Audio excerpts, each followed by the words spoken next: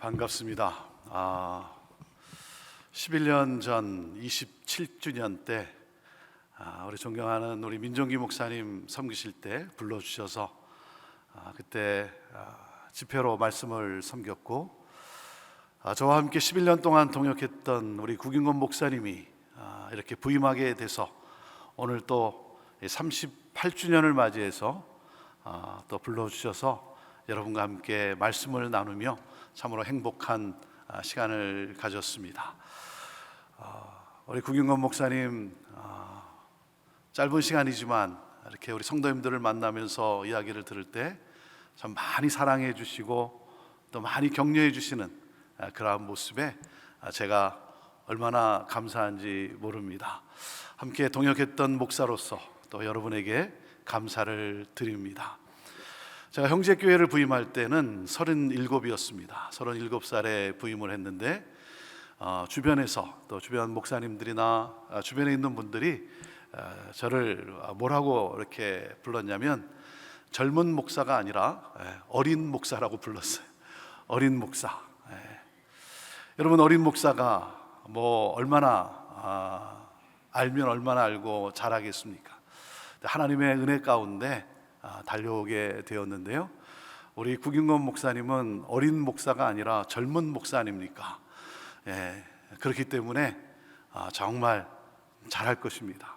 잘할 거예요. 여러분 위해서 기도해 주시고 또 많이 사랑해 주시고 또 함께 정말 다음 시대를 여는 그러한 함께 손잡고 어깨동무하며 찬양하며 하나님이 그토록 원하시는 바로 그 교회를 더욱 세워가는 그러한 여러분 모두가 되기를 주님의 이름으로 축복합니다.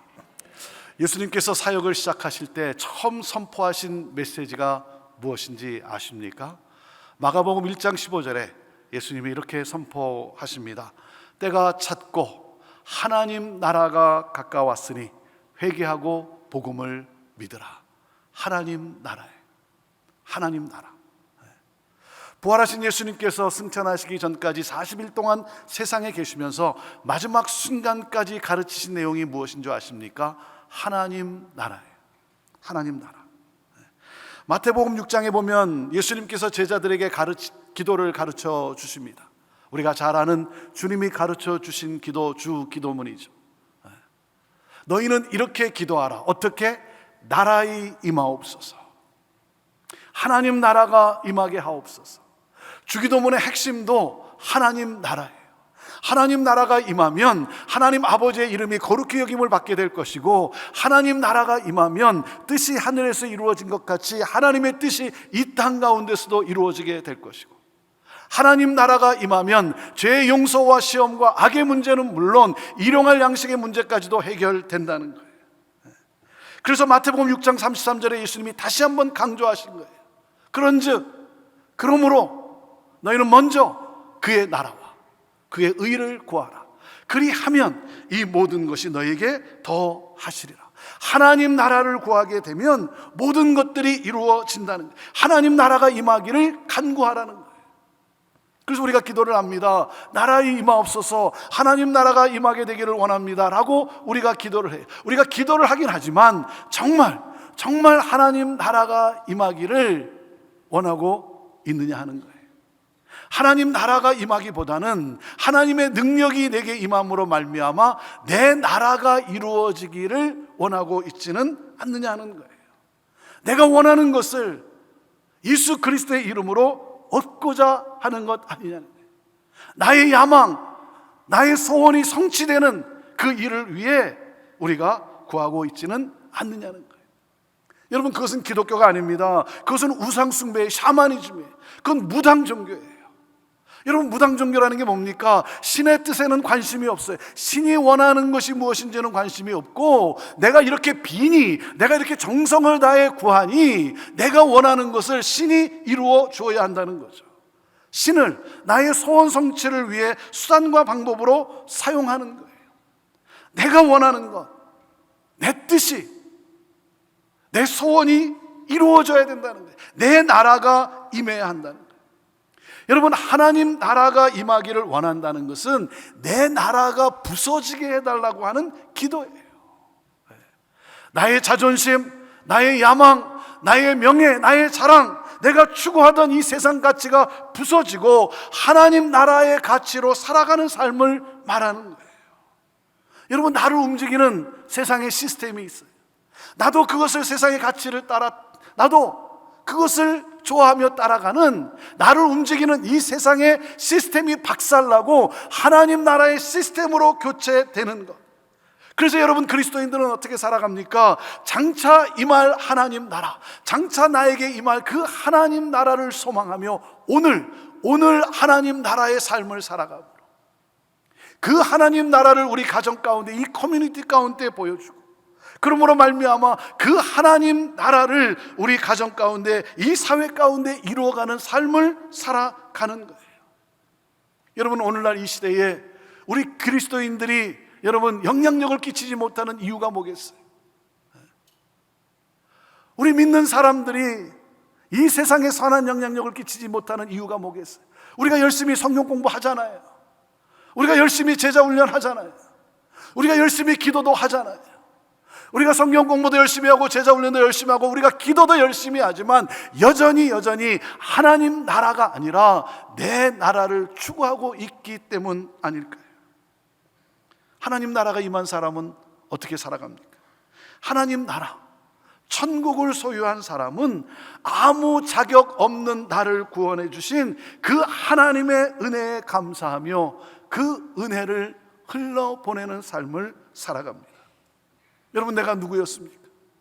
무가치한 존재 아닙니까? 아무런 자격이 없는, 아무것도 내세울 것이 없는 그런 나 아닙니까?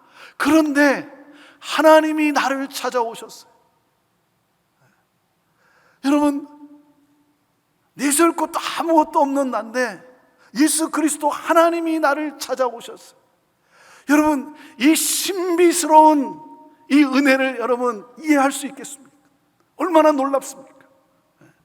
나를 찾아오신 것만도 감사한데 나를 위해 십자가에 내 대신 달리시고 내가 받아야 될 하나님의 모든 진노를 다 대신 받으시고 죽으시고 나를 살려내셨어요. 나를 하나님의 자녀 되게 하셨어요. 나를 구원해 주셨어요. 아무 자격 없는 나에게 이 놀라운 은혜가 임했어요. 여러분, 놀랍지 않습니까? 내가 무엇이 간대? 그래서 시편 8편을 보면 시편 기자인 다윗이 하나님께 질문을 합니다. 하나님, 사람이 무엇입니까? 사람이 무엇이 간대? 하나님께서 지으신, 창조하신 하늘과 달과 별, 그 우주의 광대함을 보면서 그 우주의 광대함과 사람을 비교해 볼 때 도대체 사람이 뭐냐 이거예요. Nothing, 아무것도 아니라는 거죠. 그런데 하나님, 사람이 도대체 무엇이길래 주께서 저를 생각하시며 인자가 무엇이길래 주께서 저를 찾아와 주십니까? 너무 놀라운 거예요. 너무 놀라운 거예요. 더 놀라운 것은 그런 아무런 내세울 것도 없는, 아무런 자격도 없는 사람에게 이 하나님이 창조하신 이 세계를, 이 세상을 다스리라고 하는, 살리라고 하는 사역을 주셨어요. 영혼들을 살려내고, 그리고 하나님이 창조하신 이 창조의 세계를 살려내라고 그 특권을, 사역을 우리에게 맡겨주셨어요. 아무 자격이 없는 그러한 우리에게. 그래서 다윗이 이렇게 고백을 합니다. 여호와 우리 주여, 주의 이름이 온 땅에 어찌 그리 아름다운지. O Lord, how majestic is your name in all the earth. In all the earth. 여러분, 놀랍지 않습니까?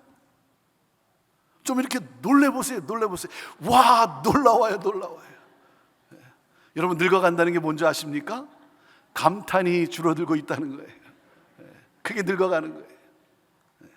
저는요, 생각하면 생각할수록 이 하나님의 은혜가 너무 놀랍고 너무 감사해요. 너무 감사해요. 여러분, 오늘 제가 여기 서 있다는 이 사실도 너무 놀라. 하나님의 은혜 아니고서야 어찌 설명이 되겠어요? 네. 너무 감사한 거예요. 내가 무엇이 간대? 나를 세우시고 말씀을 전하게 하시는 하나님의 이 놀라운 은혜. 한 번은 제가 운전하고 가는데 갑자기 한 질문이 제 머릿속에 딱 들어오는 거예요. 그 질문이 뭐였냐면, 내가 어떻게 목사가 됐지? 하는 질문이었어요. 내가 어떻게 목사가 됐을까? 그 질문과 함께 답이 딱 주어지는 거예요. 그 답이 뭔지 아세요? 교회 안 나갈까 봐 목사가 됐더라고요. 신앙생활 제대로 안 할까 봐 목사가 됐더라고요. 하나님께서 목사라고 하는 이 직분까지 허락하시면서 나를 당신의 사람으로 만들고자 인도해 내시는 하나님의 놀라운 은혜더라고요. 은혜. 아니 여러분, 목사가 무슨 자격이 있어서 목사가 됐습니까? 무슨 그럴 만한 거룩함과 그럴 만한 어떤 공로가 있어서 여러분 목사가 됐겠습니까? 아무 자격 없는 나, 그런 나에게 목사라고 하는 이 직분까지 허락하시면서 나를 인도해 가시는 이 하나님의 놀라운 은혜. 그래서 여러분, 직분은 나를 살리기 위해서 하나님이 허락해 주신 거예요. 나를 살리기 위해서. 여러분, 목사로, 장로로, 권사로, 집사로, 아니 여러분, 공로가 있어서 여러분 직분을 받았습니까? 아니잖아요. 아니죠. 하나님께서 나를 살리기 위해 그 직분을 허락하시면서 나를 당신의 사람으로 인도해 가시는 하나님의 놀라운 은혜. 여러분, 사역도 마찬가지. 여러분, 능력이 돼서 여러분 그 사역이 맡겨졌겠습니까? 그럴 만한 자격이 있어서, 탁월함이 있어서 여러분 사역이 맡겨진 거겠어요? 그렇지 않아요. 나를 살리기 위해서 맡겨주신 하나님의 이 놀라운 은혜. 그래서 여러분, 교회가 사역을 부탁하면 여러분 감사함으로 받으세요. 감사함으로 받으세요. 왜요? 여러분, 그래도 사역이 있어서 여러분 오늘 여기까지 올 수 있었던 거 아니겠어요? 사역이 없으면 여러분 성장할 수 없어요. 나를 살리기 위해서 하나님이 허락하신 그 사역, 여러분 감사하며 섬기는 거예요. 여러분, 기독교의 유일한 특징이 무엇인 줄 아십니까? 기독교의 유일한 특징은요, 은혜라고 하는 이 단어예요. 이 단어. 그래서 이 은혜를 아는 사람은 이렇게 고백을 합니다. 나 된 것은 다 하나님의 은혜라. 한량없는 은혜, 갚을 길이 없는 은혜, 내 삶을 애워싸는 하나님의 은혜. 내가 살아왔던 모든 세월이, 내가 지나왔던 모든 순간들이, 내가 오늘 이렇게 예배할 수 있고 내가 이렇게 복음을 전할 수 있는 이런 모든 것들이 당연한 것이 아니라 하나님의 은혜였습니다. 그래서 그 은혜에 감사하며 그 은혜에 반응하며 은혜를 흘려보내는 삶을 살았어요. 그런데 어느 순간부터 은혜가 사라지고 자신의 행위와 공로를 주장하기 시작해요. 공로를 주장하다 보니 우월감에 사로잡힐 수밖에 없죠. 우월감에 사로잡혀서 상대방을 판단하기 시작하고, 차별하기 시작하고, 정죄하고. 여러분, 사탄이 교회 공동체를 무너뜨리기 위해서 사용하는 가장 큰 전략이 무엇이냐면 교회 안에 은혜를 희석시키는 거예요. 은혜가 희석되면 교회는 인간의 행위, 인간의 의로 움직여지게 됩니다. 하나님이 나를 위해 무엇을 하셨는가는 더 이상 중요하지가 않고 내가 무엇을 했는가만을 중요하게 여기는 거예요. 그러니 교회 안에, 공동체 안에 어떻게 되겠어요? 인간 냄새가 진동하게 되는 것이죠. 인간 냄새가 진동하게 돼요. 제가 LA에서 전도사 생활을 할 때, 그때 저는 교회 안에 이 인간 냄새가 진동하는 것을 제가 경험해 보았어요. 그리고 교회는 결국 분쟁과 분열에 휩싸여서 무너지고 마는 것이죠. 사랑하는 여러분, 교회 공동체의 본질은 바로 은혜의 은혜, 하나님의 은혜가 흐르는 공동체. 오늘 마태복음 20장에 나오는 이 포도원 품꾼의 비유는 하나님께서 베푸신 그 은혜를 잊어버린 먼저 택함을 받은 품꾼에게 주는 경고의 메시지예요. 하나님의 은혜를 잊어버린 먼저 믿은 자에게 주는 경고의 메시지예요. 자, 1절 말씀이 어떻게 시작됩니까? 우리 같이 읽어볼까요? 시작. 천국은 마치 품꾼을 얻어 포도원에 들여보내려고 이른 아침에 나간 집주인과 같으니. 당시 유대 사회에서는 오전 6시에서 오후 6시까지를 일하는 시간으로 여겼답니다. 그러니까 이른 아침이란 오전 6시죠. 이른 아침에 내가 일을 얻기 위해 장터에 나갔어요. 이른 아침에. 서성거리고 방황할 수밖에 없는 그런 나이에요. 그런데 그 이른 아침에 포도원 주인이 나와서 나를 택해 준 거예요. 내가 방황하지 않고 서성거리지 않고 이른 아침에 포도원 주인이 나와서 나를 택해 준 거예요. 그리고 한 데나리온을 약속하고 포도원에 들어가서 일을 하게 해준 거예요. 그러니 여러분 얼마나 감사합니까? 감사해서 일했어요. 일하는 것이 즐거웠어요. 일하는 것이 행복했어요. 포도원 주인은 오전 9시에 또 나가서 일꾼을 데려옵니다. 정오 12시에 오후 3시에 또 나가서 일꾼을 데려옵니다. 일할 곳이 없어서 놀고 있던 일꾼들, 그들에게 상당하게 주기로 약속을 하고 포도원에 들여보냅니다. 그러니 일꾼들은 아마 일한 시간만큼은 받게 될 것이라고 생각을 했겠죠. 그리고 심지어 하루 일이 끝나기 1시간 전인 오후 5시에 주인은 장터에 또 나갑니다. 왜요? 아직 수확해야 될 포도가 많이 남아서 일꾼을 더 고용해야만 했기 때문이겠습니까? 그렇지 않아요. 그렇지 않죠. 아니, 어느 주인이 그렇게 하겠어요? 1시간밖에 남지 않았는데. 포도원 주인은요, 포도원에 관심이 있는 것이 아니라 일하는 사람의 삶에 관심을 두고 있었어요. 포도원을 운영하는 이유는 자신의 포도원을 통해서 내가 얼마나 부자가 될 수 있는가에 목적이 있는 것이 아니라 일꾼들이 복을 얻는데 목적이 있는 거예요. 이것이 주인의 마음이에요. 그래서 한 사람이라도 더 일을 할 수 있게 해서 복을 얻게 할 수 있도록, 이것이 주인의 마음이에요. 이것이 바로 하나님 아버지의 마음이에요. 한 영혼이라도 놓칠 수 없는, 남은 한 영혼까지로도 구원하기를 원하시는 그 하나님의 마음, 그래서 찾아 나서시는 그 하나님의 마음, 이 하나님의 열정, 우리가 이 열정을 가지고 여러분 새생명 축제를 하는 거 아니겠어요? 여러분, 나중까지 남은 이들이 누굽니까? 게으르고 일하기 싫어서가 아니라 자기들을 불러주는 그 주인을 만나지 못했기 때문이에요. 무슨 말이에요? 자신들의 노력으로는 이루어질 수 없다는 거죠. 그래서 그 시간까지 장터에서 서성거리고 있었어요.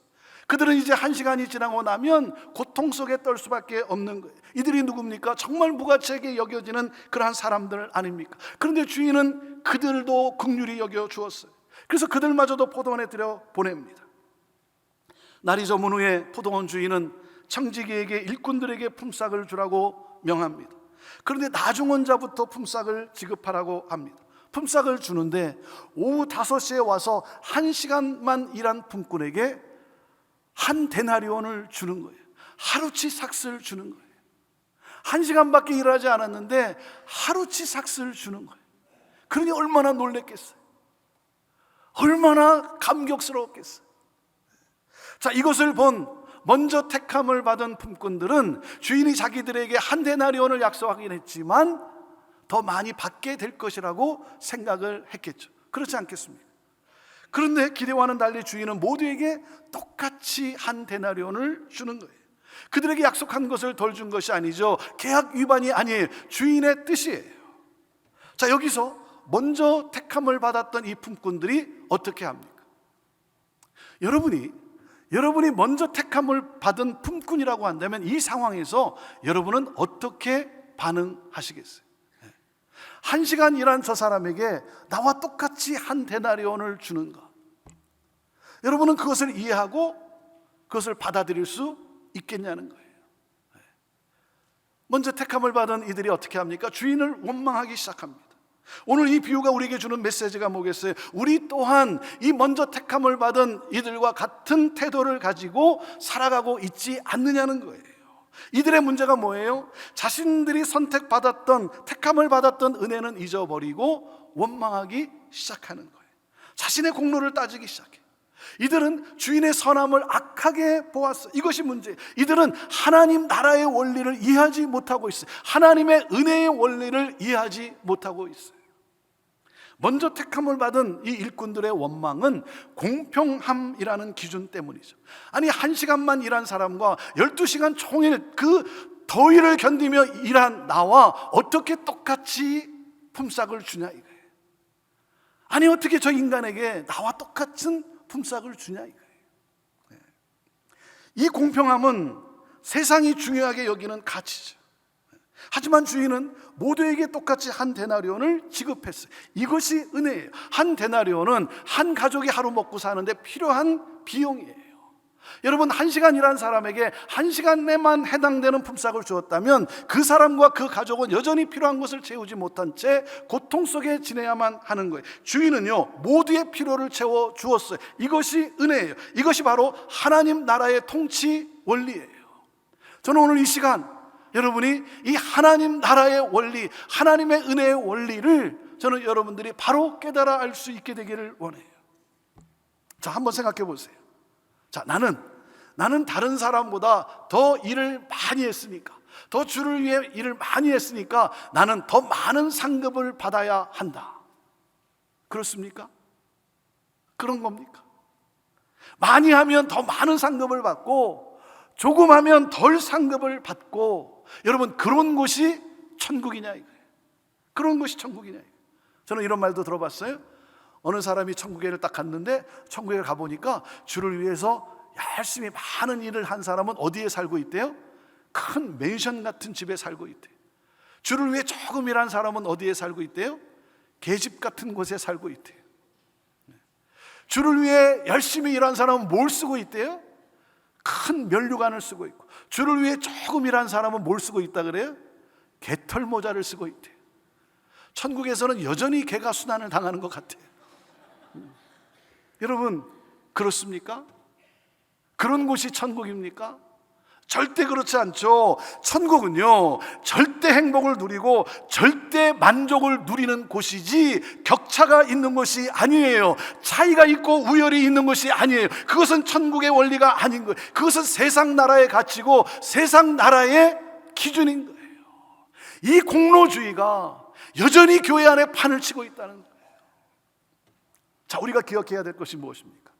자, 우리가 기억해야 될 것, 첫째, 하나님 나라는 불공평한 나라라는 사실을 기억해야 됩니다. 같이 읽어볼까요? 첫째, 시작. 하나님 나라는 불공평한 나라라는 사실이에요. 일한 만큼 보상이 주어지는 것이 공평이라면 천국은 결코 공평하지 않아요. 1시간 일한 사람이 12시간 일한 사람과 똑같이 품삯을 받습니다. 공평하지 않아요. 이것이 바로 하나님의 은혜예요. 하나님의 은혜는 공평하지 않습니다. 하나님이 공평하게 대하셨다면 나는 지옥에 갈 수밖에 없어요. 하나님이 공평하게 대하십니다. 나는 지옥에 갈 수밖에 없어요. 하나님의 은혜는 놀라운 거예요. 왜? 이 불공평의 최대 수혜자가 바로 나잖아요. 나. 이 불공평의 최대 수혜자가 바로 나 아닙니까? 나 같은 죄인을 천국에 들어가게 하신 그 나라, 죄인인 나를 의롭다라고 여겨주시는 그 하나님 나라, 이것이 은혜예요. 이것이 은혜. 나는 이 은혜에 감사할 뿐이에요. 여러분, 이것이 바로 하나님의 공평함이에요. 하나님 나라의 공평함이에요. 사랑하는 여러분, 이 불공평의 최대 수혜자가 바로 나라고 하는 사실을 잊어서는 안 되는 거예요.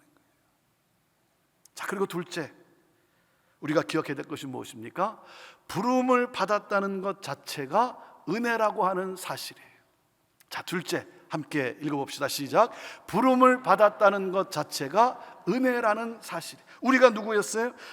여러분, 장터에서 일을 줄 주인을 기다리는 사람 아니었습니까? 아무 일도 없어서 방황할 수밖에 없는 그런 나, 주인이 나를 불러주지 않으면 나는 고통 속에 살아갈 수밖에 없는 거예요. 그런데 주인이 나를 불러주었어요. 나를 택해 주었어요. 은혜가 임했어요. 천국은 하나님이 나를 불러주셔서 들어가는 곳이지 하나님의 은혜로 들어가는 곳이지 나의 의가 아니라는 사실에, 나의 공로가 아니라는 사실에 하나님의 전적인 은혜예요. 여러분, 우리가 예수 그리스도를 택한 것이 아닙니다. 주님이 나를 찾아오셨어요. 나의 인생의 문제를 해결해 주시기 위해서 주님이 나를 찾아오셨어요. 그리고 주님이 나를 택해 주셨어요. 그 주님을 만나게 된 것이 기적 아닙니까? 기적. 여러분, 우리가 기억할 것이 무엇입니까? 내가 일찍 주님을 만났다면, 내 인생의 문제가 일찍 해결되었기 때문에 감사해야죠. 감사해야죠. 그리고 무엇입니까? 그 은혜에 감사해서 내가 다른 사람들보다 주를 위해 좀 더 일을 할 수 있게 되었어요.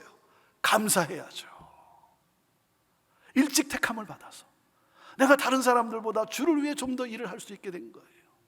감사해야죠. 여러분, 부름을 받은 것 자체가 은혜라는 사실을 기억해야 됩니다. 그렇지 않으면 우리 또한 먼저 택함을 받은 이 품꾼과 같이 원망에서 벗어날 길이 없어요. 자, 그리고 마지막으로 셋째, 우리가 기억해야 될 것은 이겁니다. 우리는 하나님의 은혜 안에서 한 가족이라고 하는 사실이에요. 자, 셋째 읽습니다. 시작. 우리는 하나님의 은혜 안에서 한 가족이라는 사실이에요. 여러분, 왜 주인을 원망합니까? 가족의식이 없어서 그래요. 형제의식이 없어서 그래요. 여러분, 우리가 서로를 가족으로 보면 감사할 내용 아닙니까? 내 자식이 늦게 들어왔어요. 내 형제가 늦게 들어왔어요. 부모인 나는요, 내 자식이 어떻게 대우를 받는가, 이게 내 관심이지 내가 얼마를 받는가, 이게 내 관심이 아니죠. 내 자식이 늦게 들어왔는데 내 자식이 어떤 대우를 받을까, 그런데 똑같이 대우를 해주는 거예요. 똑같이. 여러분, 얼마나 감사합니까? 내 형제가 늦게 들어왔는데 똑같이 대우를 해주는 거예요. 얼마나 감사합니까? 가족의식이 없으니까 자꾸만 비교하고 원망하는 거예요.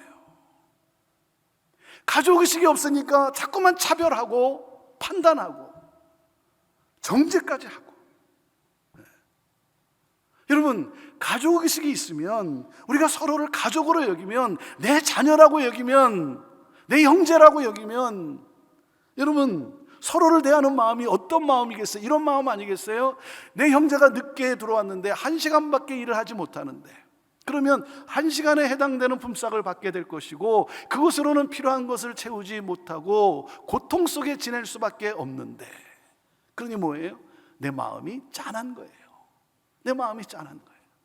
그래서 어떤 생각을 합니까? 주인이 나에게 한 데나리온을 주기로 약속을 했으니 내가 그 한 데나리온을 받으면 조금 떼어서 나눠줘야지. 그런데 주인이 한 데나리온을 주는 거예요. 여러분, 얼마나 감사한 일입니까? 사랑하는 여러분, 우리는 한 가족이에요. 우리는 주 안에서 한 가족이에요. 이 가족의식을 가져야죠. 이 형제의식이 있어야죠. 저희 교회 이름이 뭐라고요? 네, 형제교회예요. 형제교회. 네.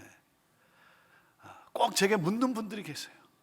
그 교회는 자매는 없습니까? 이렇게 묻는 분들이 계세요. 71년도에 교회가 개척이 되면서 영어로 커뮤니티라고 그랬어요. 커뮤니티 처치 오브 시애틀. 이 커뮤니티라고 하는 이 영어 단어를 형제로 번역을 했어요. 그래서 시애틀 형제교회예요. 그래서 저희는 형제교회니까 뭐 공식 석상에 서면 뭐 목사님, 장로님, 권사님, 주사님 이렇게 인사를 하긴 하지만, 이렇게 내려가면 같이 있다 보면 우리는 형제니까 가끔씩 형님, 아우님, 누님, 언니 뭐 이렇게 인사도 하기도 합니다. 여러분도 한번 해보시겠어요? 내 옆에 있는 분이 나보다 나이가 많으면 형님, 나보다 적으면 아우님, 나보다 많은데 내가 많은 척하지 말고, 자, 부부끼리 뭐 형님, 아우님 그건 좀 이상하고, 한번 인사 나눠보시죠. 자, 형님, 누님, 언니, 아우님, 인사 나눠보시죠. 자, 형님, 아우님, 자, 한 가족이니까, 우리는 한 가족이니까 마지막으로 하나님 나라, 천국 인사를 하겠어요. 하나님 나라 인사니까 좀 더 마음을 실어서, 자, 마음을 실어서 정중하게 자, 옆에 있는 분 바라보고, 자, 인사하시죠. 이렇게 인사하십시오. 필요한 것 갖다 쓰세요. 자, 인사해 보세요. 필요한 것 갖다 쓰세요.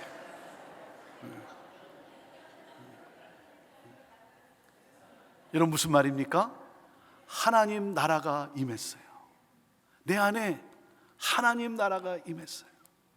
하나님 나라는 내가 죽어서만 가는 곳인 줄 알았는데, 하나님 나라가 내 삶에 구체화됐어요. 내가 그런 말을 할 인간이 아니에요. 누가 아프다 그러면 얼마나 아프십니까? 그렇게 말은 하지만 속으로는 고소하게 여겼던 나예요. 그런 내가 변했어요. 우는 자를 보면 내가 눈물이 나고, 기뻐하는 자를 만나면 내가 함께 기뻐하고, 내가 변했어요.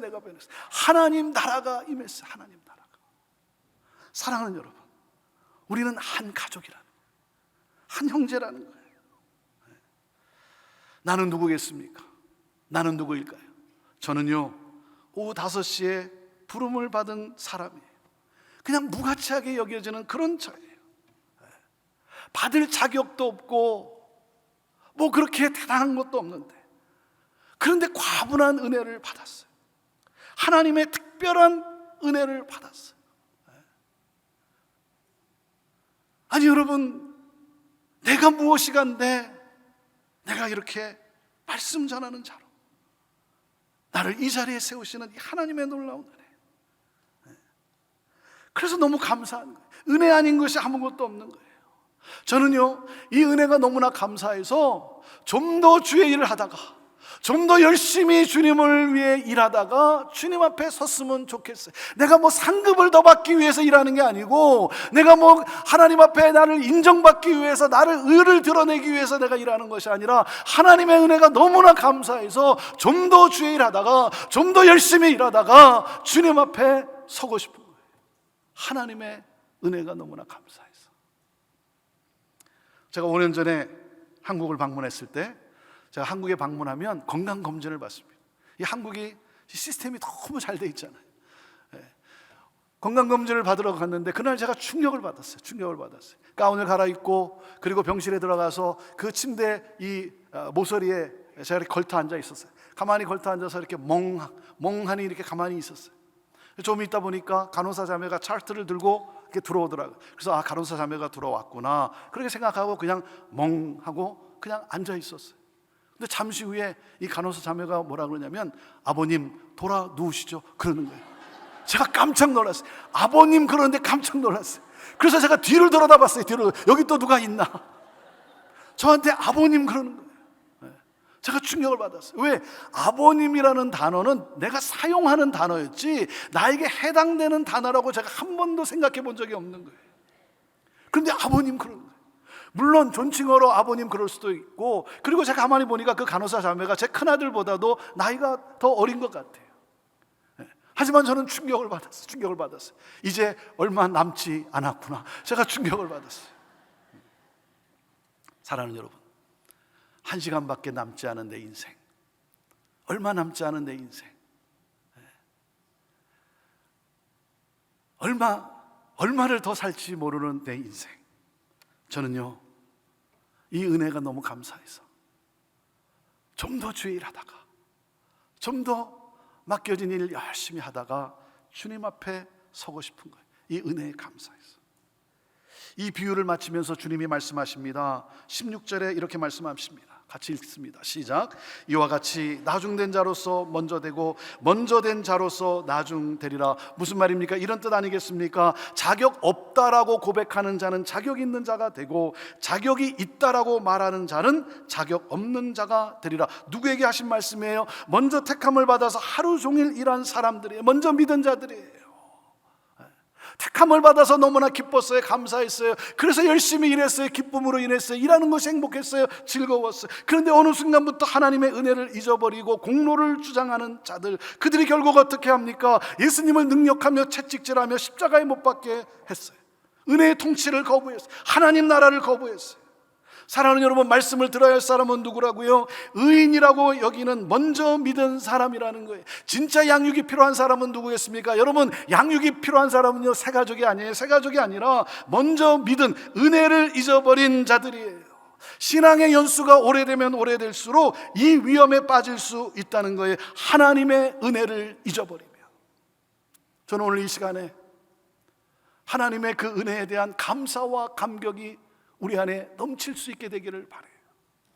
사랑하는 여러분, 하나님 이름만 불러도 눈에 눈물이 고였던 때가 있지 않았습니까?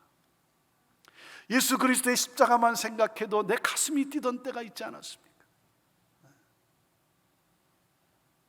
저는 우리 38주년을 맞은 우리 충현 선교교회가 하나님의 은혜로 여기까지 오지 않았습니까? 하나님의 놀라운 은혜. 그리고 우리가 분명히 확신하는 게 뭡니까? 그 하나님의 은혜가 우리를 이끌고 가지 않겠습니까? 저는 우리 충현선교교회가 더욱더 하나님의 은혜로 움직이는 그러한 교회가 되기를 주님의 이름으로 축원합니다. 은혜로, 겸손함으로 서로를 위로해주고 감싸주고 격려해주고 박수쳐주고, 우는 자들과 함께 울고 기뻐하는 자들과 함께 기뻐하고. 여러분, 교회의 본질은 은혜의 은혜 위에 공평과 정의가 세워져 가는 거예요. 성령이여 임하소서. 성령이여 임하소서. 은혜의 강물이 흐르게 하여 주옵소서.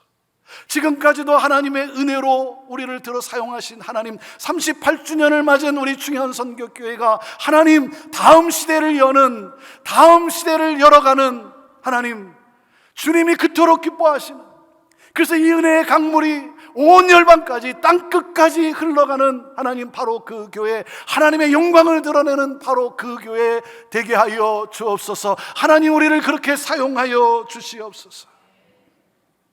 저는 여러분 때문에, 여러분이 가는 곳에, 여러분의 가정에, 여러분의 일터에, 여러분 때문에 그곳에 하나님의 은혜가 흐르고 하나님 나라가 세워지는 그러한 놀라운 역사들이 있게 되기를 주님의 이름으로 축원합니다.